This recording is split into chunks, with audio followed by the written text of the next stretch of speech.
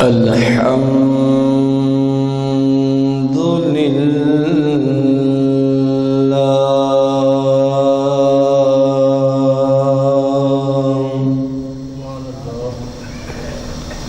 الحمد لله الكثير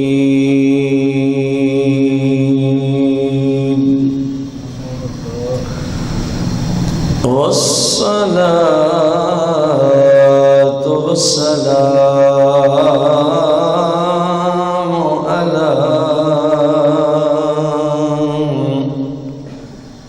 على السميع البصير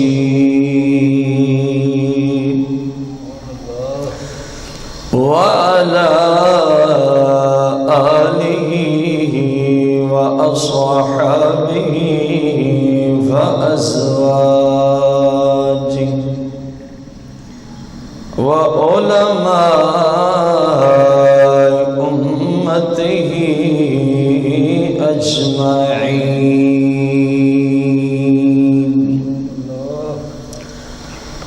أما بعد فأعوذ بالله من الشيطان الرجيم. بسم الله الرحمن الرحيم. قال الله تبارك وتعالى في القرآن المجيد والفرقان الحميد في شان أصحاب رسول الله وكلا وعد الله الحسنى. آمنت بالله صدق الله العظيم. قال الله تبارك وتعالى في القرآن المجيد والفرقان الحميد.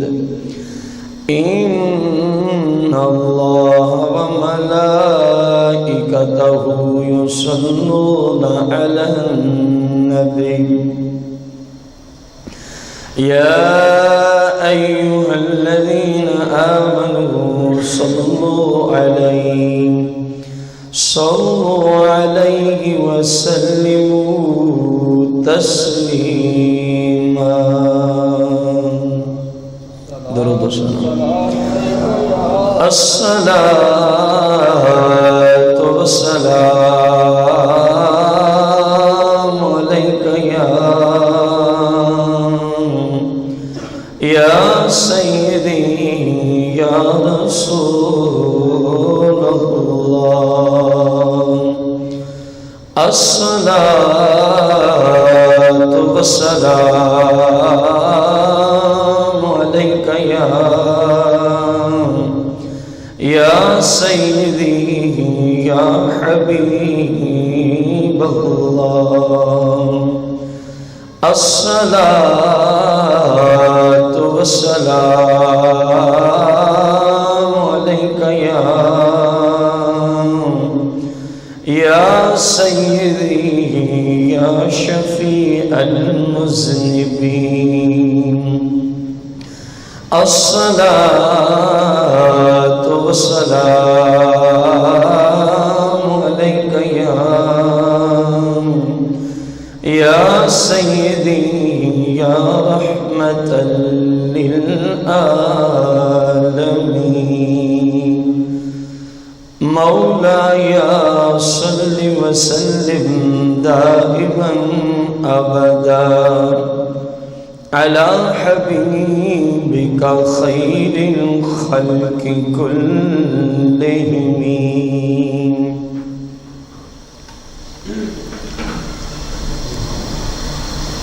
ہمیں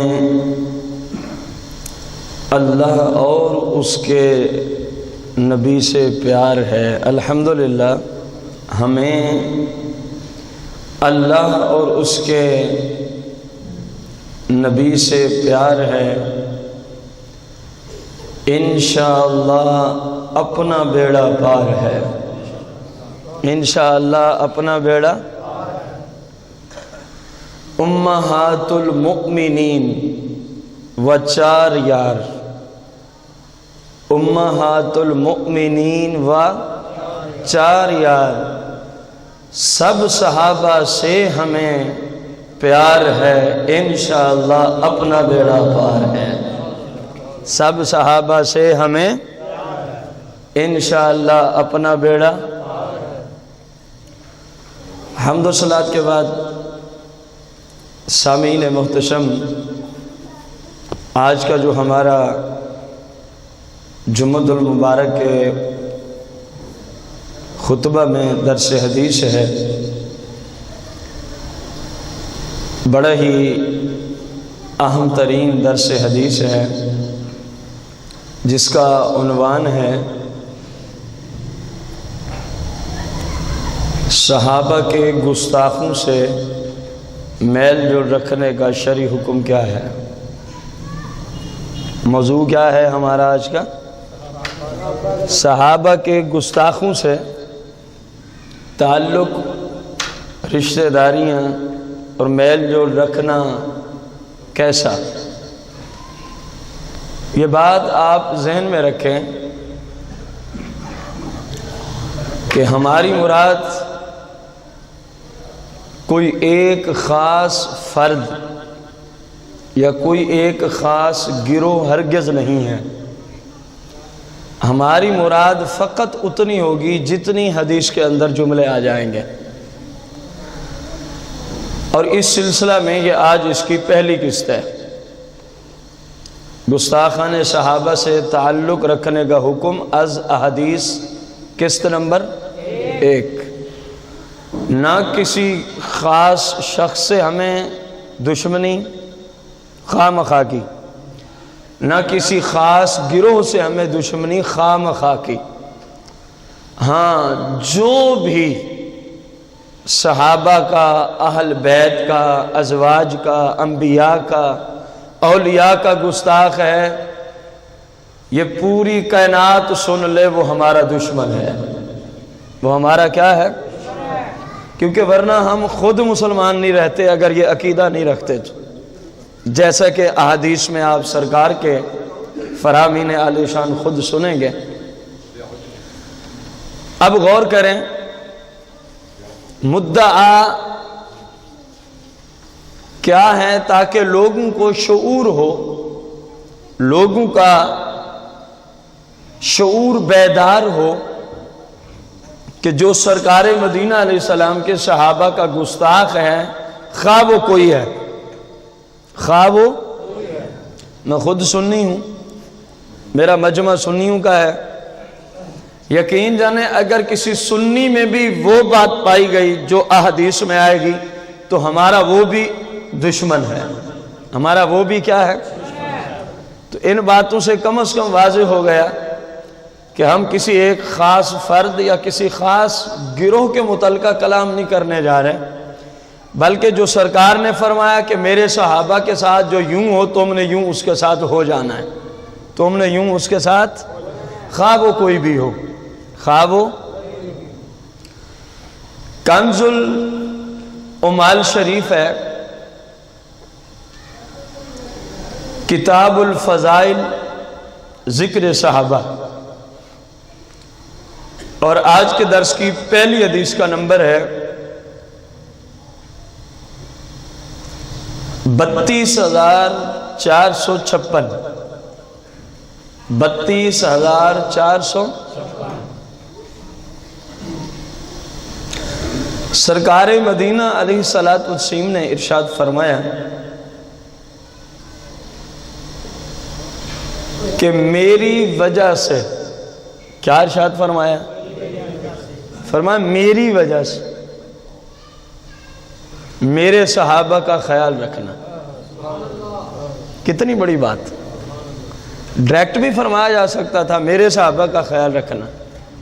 سرکار مدینہ علیہ السلام نے جملہ ارشاد فرمایا, لفظ نی کا ذکر فرمایا, فرمایا میری وجہ سے میرے صحابہ کی عزت کا خیال رکھنا. فمن, تو جس شخص نے بھی میری وجہ سے میرے صحابہ کی عزت کا خیال رکھا, میرے صحابہ کی عزت کا, تو کان علیہ من اللہ حافظ, تو سمجھ لے کہ اس کی محافظت میرا رب فرمائے گا. جو میری وجہ سے, میری محبت کی وجہ سے میرے ساتھ جو ایک مسلم کا تعلق ہے کہ میں اس کا نبی ہوں, آقا و مولا ہوں, فرمایا میری وجہ سے میرے صحابہ کی عزت کا خیال رکھنا, میرے صحابہ کی عزت کا. جب تم یوں کرو گے, میری وجہ سے صحابہ کی عزت کا خیال کرو گے, فرمایا انعام یہ ہوگا پھر اللہ تمہارا محافظ بن جائے گا, اللہ تمہارا, یا رسول اللہ. اور فرمایا جس نے میری وجہ سے میرے صحابہ کی عزت کا خیال نہ کیا, میرے صحابہ کی عزت کا خیال, تو فرمایا سن لو, تخلل اللہ من, ایسے شخص سے اللہ بیزاری کا اعلان فرماتا ہے. اللہ اس انسان سے بیزار ہے, اللہ اس انسان سے ناراض ہے, اللہ کریم اس انسان سے بری و ذمہ ہے. بری و کس سے؟ جس نے میری وجہ سے میرے صحابہ کی عزت کا خیال نہ کیا. ومن تخلل اللہ من, اور جس سے اللہ بری ہو جائے, جس سے اللہ بیزار ہو جائے. ایک جملہ مجھے قرآن پاک سے یاد آ رہا ہے اللہ کے بیزار ہونے سے. سورہ توبہ میں ان اللہ بریء من المشرکین ورسولہ, اللہ بیزار کس سے ہوتا ہے؟ قرآن مجید میں نے پڑھا ان اللہ بریء من المشرکین ورسولہ, بے شک اللہ بیزار ہے, بے شک اللہ ان سے ناراض ہے. کن سے؟ من المشرکین, جو مشرک لوگ ہیں. اللہ ان سے بیزار ہے جو مشرک ہیں, یہ قرآن کا فیصلہ ہے. جو کافر ہیں اللہ ان سے بیزار ہیں, یہ قرآن کا سورہ توبہ میں اللہ کریم کا یہ فیصلہ ہے. اور ادھر کیا فرمایا؟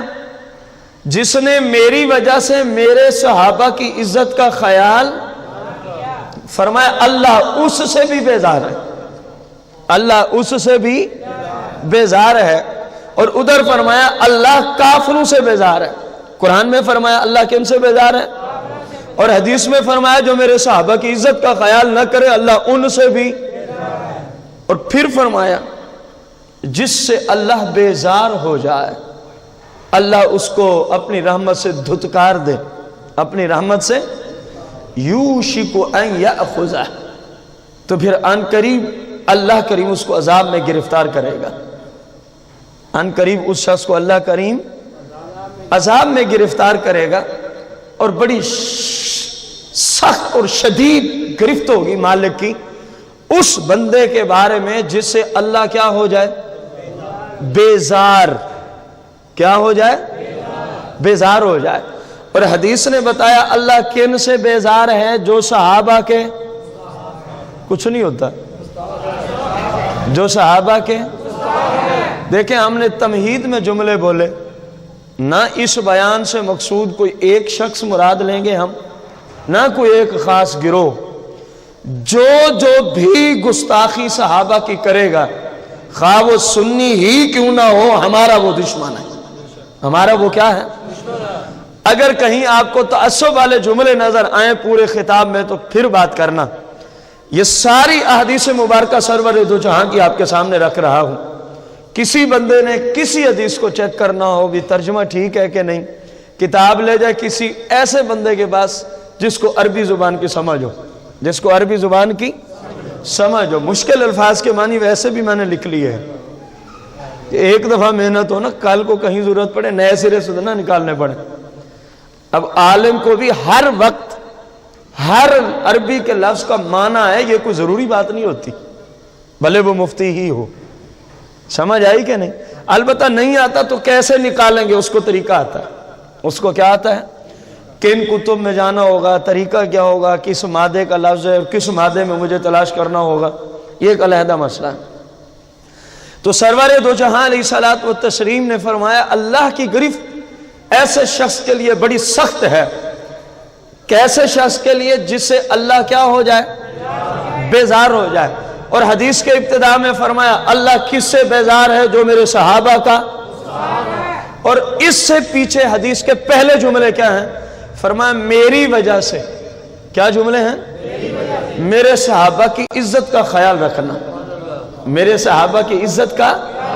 اور فرمایا جو یوں خیال رکھے گا تو اس کا محافظ اس کے اس اچھے عقیدے کی برکت سے خود اللہ کریم ہو جائے گا۔ اس کا محافظ خود اللہ ہو جائے گا۔ اس کا محافظ خود کون ہوگا؟ رسول کریم رؤوف الرحیم علیہ الصلوۃ والتسلیم کی اگلی حدیث مبارکہ، حدیث کا نمبر ہے 32,458، 32,400۔ سرکار مدینہ علیہ الصلوۃ والتسلیم نے ارشاد فرمایا لوگوں کی تعداد بڑھتی رہے گی، عام لوگوں کی تعداد، عام مسلمانوں کی تعداد، اور میرے صحابہ آہستہ آہستہ دنیا سے اٹھنا شروع ہو جائیں گے، آہستہ آہستہ دنیا سے، حتیٰ کہ ایسا وقت بھی آئے گا کہ کائنات میں کوئی صحابی نظر نہیں آئے گا۔ اور ایک تعداد ہے ان احادیث کی، فرمایا جب صحابی نظر نہیں آئے گا تو پھر اس امت میں فتنے شروع ہو جائیں گے۔ اس امت میں کیا شروع ہو جائیں گے؟ اور یہ تاریخ نے دیکھا، جب تک صحابہ کا دور رہا، اور ایک حدیث میں یوں فرمایا کہ مسلمانوں کا لشکر کفار سے لڑنے گیا، کہا جائے گا ان میں کوئی ایسا ہے جس نے سرکار کو دیکھا ہو؟ فرمایا اگر جواب آیا نا ہاں تو اللہ اس لشکر کو فتح عطا فرما دے گا۔ فرمایا پھر ایک دور آئے گا، پھر پوچھا جائے گا اس مسلمانوں کے لشکر میں کوئی ایسا ہے جس نے اس کو دیکھا ہو جس نے سرکار کو دیکھا تھا۔ یہ تابی کی طرف جملے جا رہے ہیں، کیونکہ جو سرکار کے کسی صحابی کو دیکھے وہ تابی ہوتا ہے، جس نے حضور سیدنا امام اعظم ابو حنیفہ محمد نعمان بن ثابت رضی اللہ عنہ۔ اب غور کریں، سرکار نے فرمایا پھر ان کو بھی فتح عطا کر دی جائے گی۔ فرمایا ایک زمانہ اس امت پہ ایسا بھی آئے گا، پوچھنے والے پوچھیں گے کوئی ایسا ہے جس نے سرکار کو دیکھا ہو؟ جواب ہوگا نہیں۔ پوچھنے والا پوچھے گا کوئی ایسا جس نے سرکار کے دیکھنے والے کو دیکھا ہو؟ جواب آئے گا نہیں۔ سرکار کے دیکھنے والے کے دیکھنے والے کے دیکھنے والے، یہ تبع تابعین تک جملے چلے گئے، جواب آئے گا نہیں۔ فرمایا پھر ان پہ وہ فتنے ٹوٹ پڑیں گے جن کا اس امت کے ساتھ وعدہ کیا گیا، اور وہی حالت ہم دیکھ رہے ہیں، وہی حالت ہم۔ اس حدیث میں یہی فرمایا کہ عام مسلمان تو بڑھتے رہیں گے لیکن صحابہ آہستہ آہستہ، ظاہر ہے دنیا سے انہوں نے چلے جانا تھا۔ پھر فرمایا میرے صحابہ کو گالیاں نہ دینا، فلا تسبوا اصحابی، فرمایا میرے صحابہ کو گالیاں، فمن سبہم، اور جس نے میری بات نہ مانی، جس نے میری بات، فمن سبہم، جس نے میرے صحابہ کو یا صحابہ میں سے کسی ایک کو، کیونکہ ہم جمع کے لیے ہیں، جتنے بھی سرکار کے صحابہ ہیں بشمول سیدنا امیر معاویہ رضی اللہ تعالی عنہ۔ میں نے آپ کو نامینیٹ اس لیے کیا کہ ہمارے بہت سارے اپنے آپ کو حق مسلک کا کہنے والے بھی آپ کی شان میں بکنے سے گریز نہیں کرتے، خواہ وہ امیر معاویہ رضی اللہ تعالیٰ عنہ کی ذات مبارکہ ہی کیوں نہ ہو، کیونکہ سرکار نے فرمایا فلا تسبوا اصحابی۔ اب سرکار نے یہ نہیں فرمایا کہ فلاں کو گالیاں دینا تو فلاں صحابی کو چھوڑ دینا، فرمایا جو بھی میرا صحابی ہے اس کو گالیاں نہ دینا، اس کو گالیاں۔ کم از کم کچھ بھی نہ سمجھو سیدنا امیر معاویہ رضی اللہ تعالیٰ عنہ کو سرکار کے صحابی تو ہیں نا، سرکار کی ذات پر ایمان تو لے آئے نا ظاہری حیات میں، پھر اتنے مقدس صحابی ہیں کہ جن کو وحی لکھنے پہ سرکار نے مامور فرما دیا، فرمایا یہ کاتب وحی ہے۔ دیکھو قرآن لکھنے پہ جس کو نازل ہوتا ہے سرکار فرماتے ہیں امیر معاویہ آپ نے لکھنا ہے۔ اب غور کرنے والی بات ہے، قرآن سے اس پوری امت کا نظام چلنا تھا قیامت کے دن تک، اور قرآن اللہ کی کتاب ہے، قرآن اللہ کی۔ اگر معاذ اللہ امیر معاویہ رضی اللہ تعالیٰ عنہ کے اندر کوئی ایسی خامی ہوتی تو سرکار علیہ الصلوۃ والتسلیم اتنی بڑی ذمہ داری ان کے ذمہ لگا دیتے کہ قرآن آپ نے لکھنا ہے، جو نازل ہوتا ہے کاتب وحی ہے امیر معاویہ رضی اللہ تعالیٰ عنہ، کیا ہے؟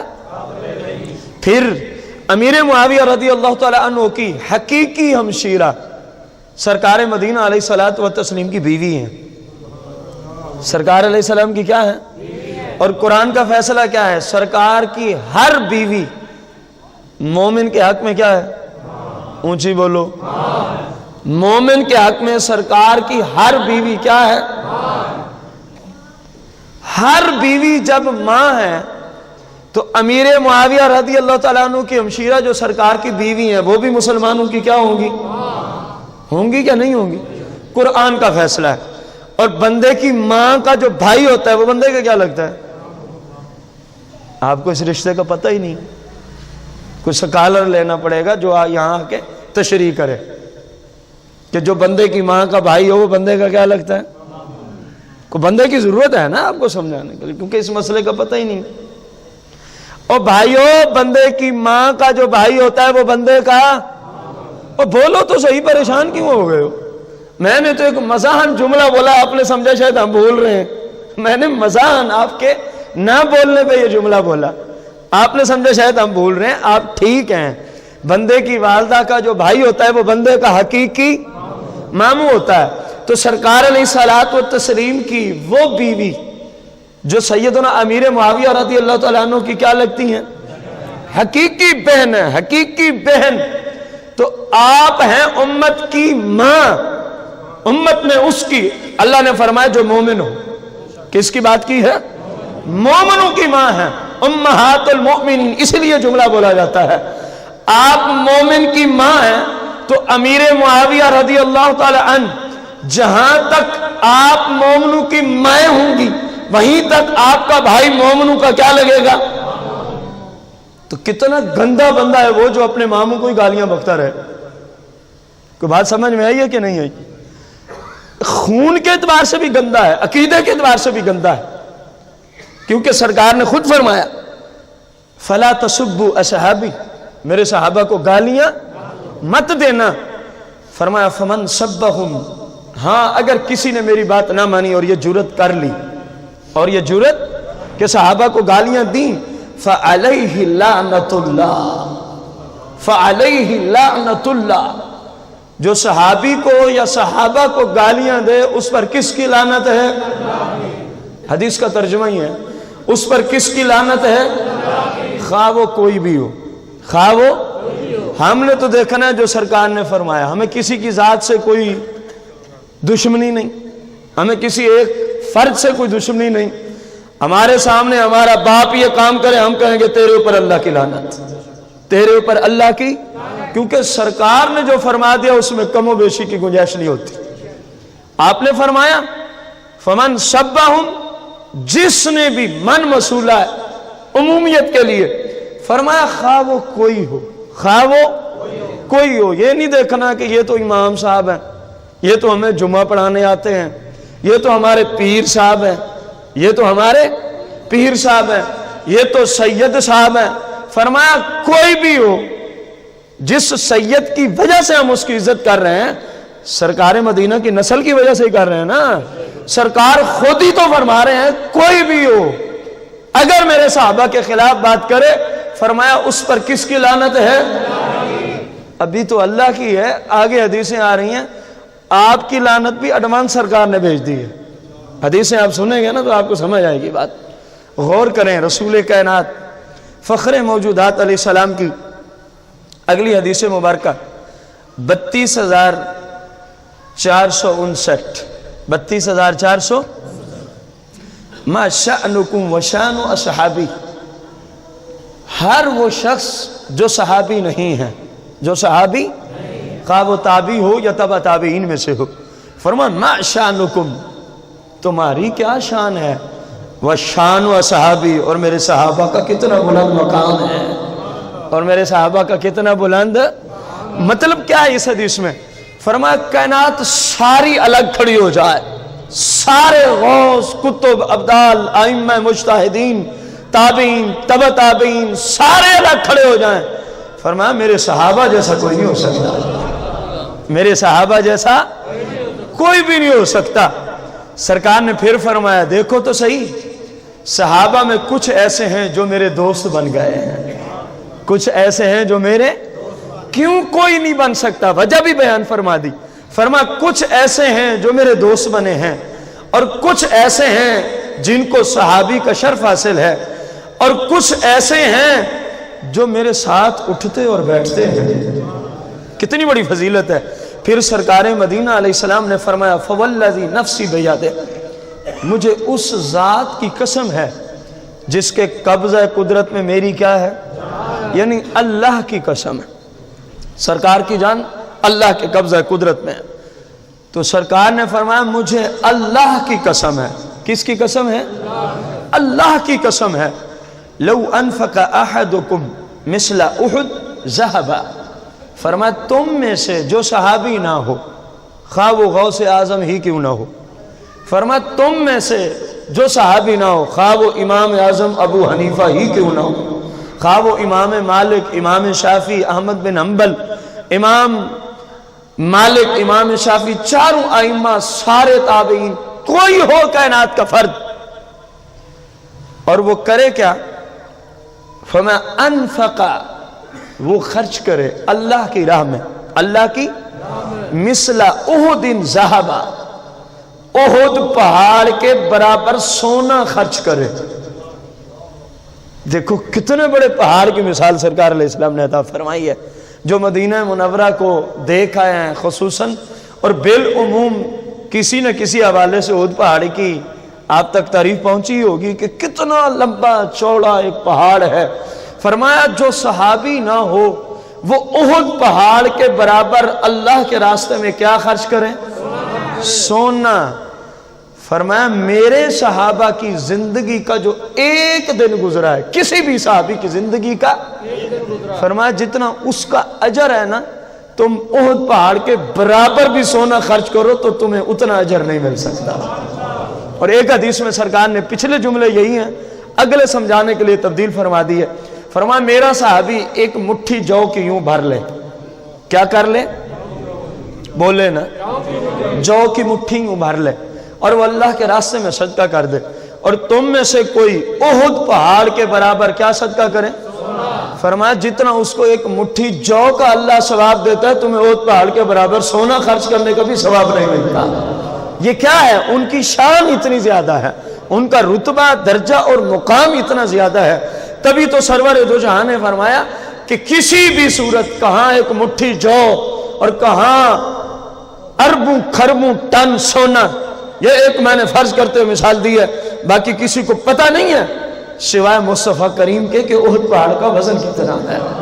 آپ کہیں گے سرکار کو کیسے پتہ ہے؟ سرکار کو علم ہے، جیسا کہ بخاری کی حدیث ہے، کتاب الجنائز میں ہے، سرور دو جہاں علیہ السلام نے فرمایا جو کسی مسلم کا جنازہ اس لیے پڑھنے گیا کہ یہ مسلمان ہے اور اللہ نے اس کا میرے اوپر حق رکھا ہے کہ میں اس کا جنازہ پڑھوں، اس لیے نہ جائے کہ رشتہ دار کیا کہیں گے، فلاں کیا کہے گا، اللہ کی رضا کے لیے جائے، تو فرمایا اگر جنازہ پڑھ کے لوٹ آئے تو 1 قرات ثواب ملتا ہے، اور اگر دفن کر کے لوٹے تو اللہ 2 قرات اجر عطا فرماتا ہے۔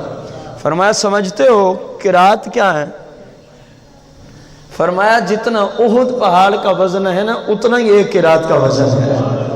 ادھر اب جو فرما رہے ہیں کم از کم اللہ کی اطاعت سے وہ تو جانتے ہیں نا، ایک بندہ ایک چیز کو جانتا ہی نہ ہو تو کس طرح دوسروں کو بتا سکتا ہے؟ سرکار نے فرمایا، بخاری کی حدیث اس بات پہ گواہ ہے، قیامت تک ساری کائنات لگی رہے، احد پہاڑ کا ان سے وزن ہو سکتا آقا کریم نے ایک جملے میں فرمایا کہ اس کو احد پہاڑ یا ایک احد کے برابر اگر جنازہ پڑھ کے لوٹ آیا، اگر قبر تک گیا دفن کر کے لوٹا، دعا مانگ کے لوٹا، تو پھر کتنے؟ تو جو محبوب فرما رہے ہیں وہ وزن کو بھی جانتے ہیں، وہ وزن کو بھی جانتے ہیں۔ سرور دو جہاں مالک کون و مکان علیہ الصلوۃ والتسلیم کی حدیث مبارکہ، حدیث کا نمبر 32,463، 32,400۔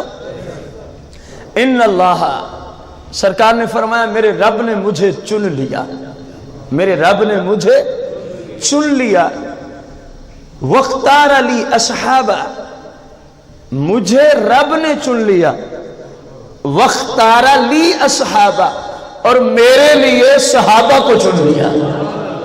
مجھے خود چنا ہے اپنے لیے، اور میرے لیے میرے صحابہ کو چن لیا۔ کتنی بڑی شان ہے! سرکار نے کس اسلوب سے فرمایا؟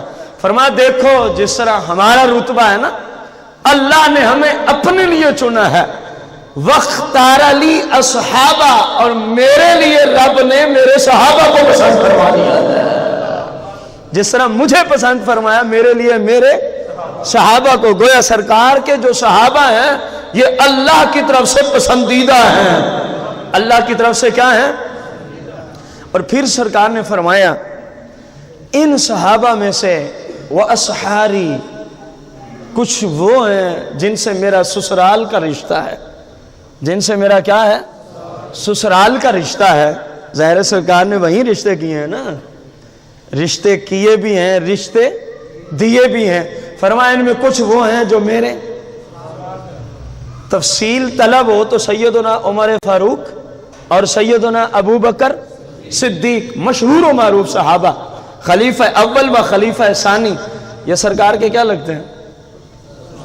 کچھ نہیں ہوتا، ہم حدیث ہی پڑھ رہے ہیں۔ سرکار نے ان دونوں کی بیٹیوں کو زوجیت کا شرف عطا فرمایا، تو اس لیے یہ جملہ فرمایا میرے صحابہ کو میرے لیے چنا، اور ان میں سے کچھ جو ہیں ان سے میرا سسرال کا بھی رشتہ ہے، ان سے میرا سسرال کا بھی رشتہ ہے۔ پھر سرور دو جہاں علیہ السلام نے فرمایا سیأتی قوم، بڑی حقانیت پہ مبنی یہ گفتگو ہو رہی ہے، سیأتی قوم، فرمایا ابھی تک ان لوگوں کا پوری کائنات میں وجود کہیں بھی نہیں ہے۔ کوئی بات آپ کو سمجھ آئی؟ میں جو یہاں بیٹھ کے کہوں کہ فلاں عقیدے کے لوگ کائنات میں کہیں بھی نہیں ہے، میری جرت ہے؟ یہ تو وہی بولے نا جس کو پوری کائنات میں رہنے والے ہر شخص کے نظریات اور اس کے عقیدے کا کیا ہو، اور سرکار کو علم تھا تو فرمایا ابھی تو کوئی بھی نہیں ہے ایسا پورے ورلڈ میں، فرمایا ابھی تو ایسا سیأتی قوم، فرمایا ہاں ان قریب ایک قوم آئے گی، ان قریب ایک قوم، فعل مضارع اتا یاتی پہ سین داخل کیا، اور یہ قانون ہے گرامر کا، جب فعل مضارع پہ سوفا یا سین داخل ہو جائے تو مستقبل میں معنی چلا جاتا ہے، جس طرح قرآن میں ہے وَلَسَوْفَ يُؤْتِيكَ رَبُّكَ فَتَرْضَىٰ، اور ان قریب آپ کا رب آپ کو راضی کر دے گا، اتنا دے گا کہ آپ کیا ہو جائیں گے۔ تو یہاں بھی وہی معنی ہے، فرمایا سیأتی قوم، ابھی تک کائنات میں ایسا گندا عقیدہ رکھنے والا کوئی ایک بھی نہیں ہے۔ کتنا علم ہے مصطفیٰ کریم کا، پوری کائنات کے لوگوں کے دلوں کے عقائد اور ان کے نظریات پر مطلع ہو کر صحابہ کے مجمع میں جملہ ہے، فرمایا ابھی تک تو ایسا گندا شخص اس ورلڈ میں کہیں نظر نہیں آتا۔ ہاں سیأتی، ان قریب آئے گی قوم، ایک قوم، ایک گروہ، ان کی نشانی کیا ہوگی؟ فرمایا یسبونہم، وہ میرے صحابہ کو گالیاں دیں گے، یسبونہم، وہ میرے صحابہ کو کیا دیں گے؟ اور پھر فرمایا وہ میرے صحابہ کی شان کو گھٹانے کی گندی تحریکیں چلائیں گے، میرے صحابہ کی شانوں کو گھٹانے کی گندی تحریکیں چلائیں گے۔ اب اس وقت نہیں، فرمایا آئیں گے ضرور، اس وقت نہیں ہے لیکن آئیں گے۔ پہلی بات علم غیب جو آپ کو عرض کر دیا۔ دوسری بات مسلک وہ اچھا ہے جو سرکار کے زمانے میں بھی پایا جاتا ہو، جو سرکار فرما رہے ہیں کہ گستاخان صحابہ اس وقت کائنات میں نہیں ہے، بعد میں آئیں گے۔ معلوم ہوا جو اس وقت نہیں ہے بعد میں پیدا ہوا وہ فرقہ کذاب اور جھوٹا ہے۔ اگر سچے ہوتے تو سرکار کا زمانہ نہ میسر ہوتا۔ مسلک کے اعتبار سے، عقائد و نظریات کے اعتبار سے جو بھی صحابہ کو بکتا ہے، خواہ وہ اپنا نام کچھ ہی رکھے، ہمیں اس کے نام سے اس کے مسلک سے کوئی سروکار نہیں، ہمیں تو حدیث رسول سے سروکار ہے۔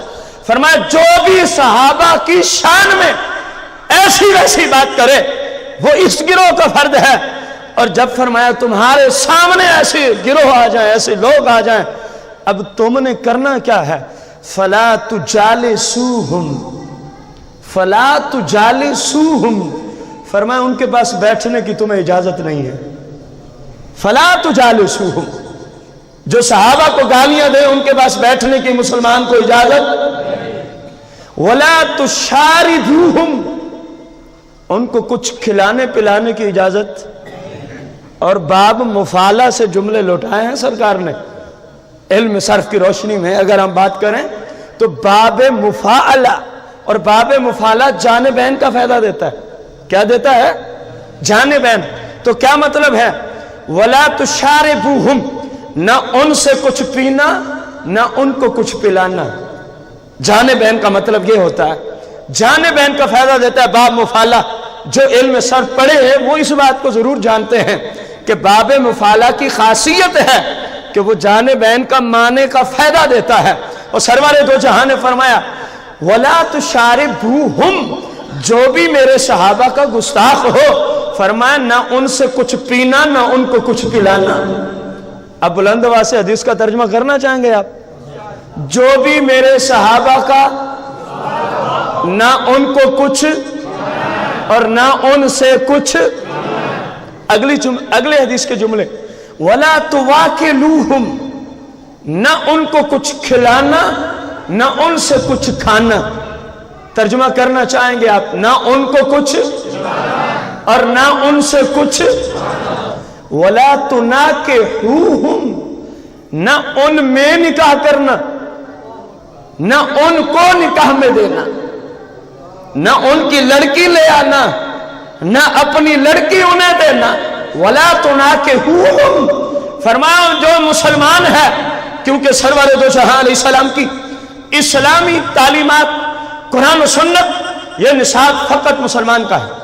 یہ کس کا نصاب ہے؟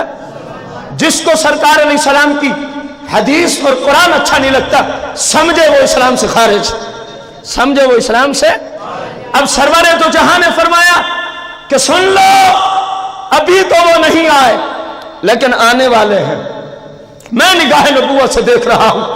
ابھی تو ان کی نجاست سے رب کی یہ کائنات پاک ہے، لیکن ان قریب وہ نجس لوگ، وہ نجاست پھیلانے والے لوگ جو میرے صحابہ کو گالیاں بکیں گے، فرمایا ان قریب وہ دنیا میں آ ضرور جائیں گے۔ فرمایا جس مسلم کے زمانے میں بھی وہ آئے، میں تمہیں پہلے میں بھی خبر دے کے اطلاع دے کے جا رہا ہوں۔ فرمایا نہ ان کے ساتھ بیٹھنا نہ ان کو بیٹھنے دینا، نہ ان سے نکاح کرنا نہ ان کو نکاح میں بیٹیاں دینا، نہ ان کو کھلانا نہ پلانا، نہ ان گستاخوں سے کچھ کھانا اور نہ کچھ پینا۔ اور مصطفیٰ کریم کے علم غیب کا انکار کرنے والوں، میں تم سے پوچھتا ہوں، اگر سرکار کو کل کا پتہ نہیں ہے تو بتاؤ صحابہ کے گستاخوں کے ساتھ میل جول کا حکم کس جگہ سے نکال کے لاتے ہو؟ سرکار فرما رہے ہیں ابھی نہیں ہے، ابھی نہیں ہے، بعد میں آئیں گے۔ سرکار بعد میں اٹھنے والے فتنوں کی نشاندہی فرما رہے ہیں۔ آج تم بھی اپنے سٹیجوں میں بیٹھ کر انہی احادیث مبارکہ کو پڑھتے ہو اور کہتے ہو کیونکہ یہ لوگ صحابہ کے گستاخ ہیں، اور سرکار نے فرمایا ان کے ساتھ کھانا پینا، سرکار نے فرمایا ان کے ساتھ اٹھنا بیٹھنا، سرکار نے فرمایا ان کے ساتھ نکاح کرنے۔ ابھی بہت کچھ باقی ہے جو اگلی قسط میں آئے گا۔ اس میں تو 3 جملے آئے ہیں، ابھی بہت کچھ باقی ہے جو اگلی قسط میں انشاءاللہ آپ سماعت فرمائیں گے۔ دیکھو ہم ان سے پوچھتے ہیں جو کہتے ہیں دیوار کے پیچھے کا پتہ نہیں، ہم ان سے پوچھتے ہیں جو کہتے ہیں کل کیا ہوگا نبی علیہ السلام کو پتہ۔ بتاؤ جب تم سٹیجوں پہ بیٹھ کے لوگوں کو درس دیتے ہو، حدیث پڑھاتے ہو کہ گستاخ صحابہ سے تعلق رکھنا جائز ہے، بتاؤ یہ کہاں سے ثابت کیا تم نے؟ اور سرکار کی حدیث سے ہی ثابت کریں گے نا۔ کیا سرکار کے زمانے میں یہ تھے؟ سرکار خود فرما رہے ہیں ابھی تو نہیں ہے، ابھی تو جو تھا ہی نہیں بعد میں آیا، اور اس کے عقیدے کیا ہوں گے نگاہ مصطفیٰ تو اس کو بھی دیکھ رہی ہے۔ تو بات کرتا ہے کہ دیوار کے پیچھے کا پتہ نہیں، ابھی جو اپنے والدین کی پشت میں نہیں ہے، ابھی جن کا اس کائنات میں کوئی وجود نہیں ہے، وہ دنیا میں آ کے کیا عقیدہ رکھیں گے؟ سرور دو جہاں تو اس غیب کو بھی جانتے ہیں، دیوار کے پیچھے کی باتیں کرتے ہو بے وقوف ہو۔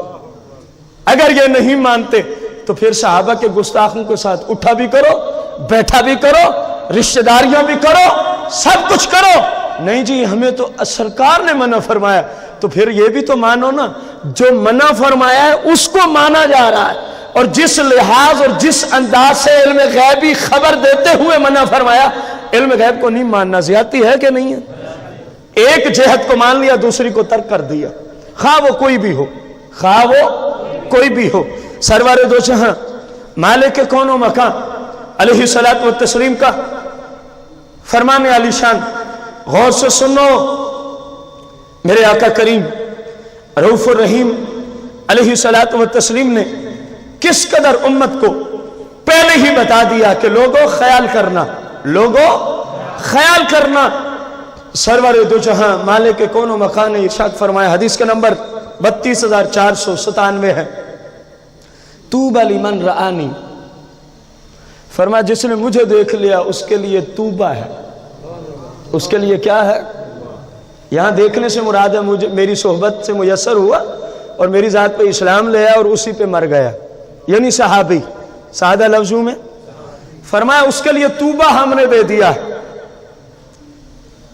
پھر سرکار مدینہ علیہ السلام نے فرمایا ثم توبہ ثم توبہ ثم توبہ، اور 4 مرتبہ ایک ہی حدیث میں سرکار نے فرمایا جس نے مجھے دیکھا ہے اس کے لیے توبہ ہے، جس نے مجھے دیکھا میری ذات پہ ایمان لایا اس کے لیے توبہ ہے، جس نے مجھے دیکھا میری ذات پہ ایمان لایا اس کے لیے۔ اور سرکار نے اگلے جملے آپ بھی تو کچھ خوش ہونا، فرمایا توبہ ثم توبہ ثم توبہ، کتنی بار فرمایا؟ فرمایا توبہ ہے اس کے لیے، توبہ ہے اس کے لیے، توبہ ہے لمن آمن بی ولم یرانی، جو میری ذات پہ ایمان تو لائے گا لیکن اس نے مجھے دیکھا نہیں ہے۔ یہ اپنی بعد میں آنے والی امت کے لیے فرما دیا، فرمایا مجھے تو مانے گا لیکن لم یرانی، اس نے مجھے دیکھا نہیں ہوگا، فرمایا اس کے لیے بھی توبہ ہے۔ قیل ما توبہ یا رسول اللہ، صحابہ نے عرض کی یا رسول اللہ یہ توبہ ہے کیا؟ اتنا بڑا انعام آپ عطا فرما رہے ہیں۔ تو سرکار مدینہ علیہ السلام نے فرمایا قال شجرۃ فی الجنہ، فرمایا جنت میں ایک درخت ہے، جنت میں کیا ہے؟ ایک درخت ہے۔ اب اگر اس کے سائے میں آپ چلنا چاہیں کہ کتنا لمبا چوڑا درخت ہے توبہ، سرکار نے فرمایا پھر تیز ترین گھوڑا، نہ بندے کو نیند آتی ہو، نہ بندہ تھکتا ہو، نہ گھوڑے کو نیند آتی ہو، نہ گھوڑا تھکتا ہو۔ یہ میں مفہوم حدیث عرض کر رہا ہوں، اسی طرح جملے نہیں ہے وہاں، کیونکہ جملے فصاحت و بلاغت ہوتی ہے، مختصر ہوتے ہیں، مفہوم کچھ اور ہوتا ہے۔ ہر لحاظ سے سواری اور سوار تیز ترین اور تھکنے سے منزہ، کھانے سے پاک، فرمائے ایک پورا 100 سال، کتنا عرصہ؟ 100 سال، غور کرو 100 دن رات گھوڑے پہ بندہ سفر کرتا رہے تو فرمایا توبہ کو کراس نہیں کر سکتا۔ اتنا بڑا جنت میں یہ ایک درخت ہے، نہ جانے جس محل کی زیب و زینت کے لیے اتنے لمبے لمبے درخت ہیں، اللہ ہی جانے کہ ان محلوں کی مسافت کتنی ہوگی۔ دیکھو نا اپنے گھروں میں غور کرو، آپ کے گھر میں چھوٹا سا سین ہوتا ہے، اس میں آپ چھوٹے چھوٹے کیا لگاتے ہیں؟ گھر کے حسن کے لیے، باہر نکلے تو نگاہ سبزے پہ پڑے، اس کام کے لیے۔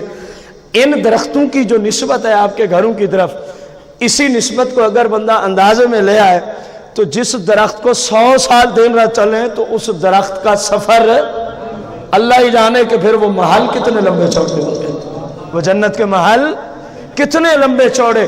اور پھر سرکار نے فرمایا سنتے ہو سیاب اہل الجنہ، سیاب اہل یہ صحابہ کے لیے ہے، اور جو صحابہ کے بعد میرے اوپر ایمان لا کے میری شریعت پر زندگی بسر کرے، یہ ان کے لیے ہے جس کی مسافت اتنی ہے۔